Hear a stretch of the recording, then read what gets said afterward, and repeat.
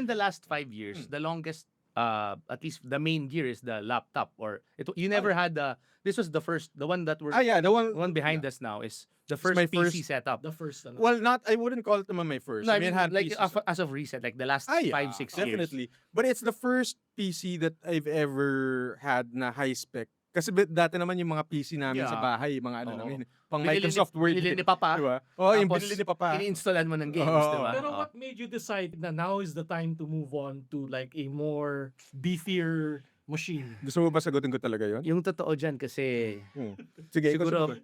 kasi alam mo yun, for the longest time, except for Kevin na talagang gamer tech guy, I was rocking the most powerful PC. So, Mayabang ka. Oo. Mayabang ka. So dahil nagyayabangan kami, 'di ba? Bumili ako nito, bibili rin siya. So finally, gusto niya mag-ultimate flex. Yun eh. Aminin mo na pare. Siguro 80% ng reason, hindi yun tech passion. Di naman 80%. 60. Mga 95. 95.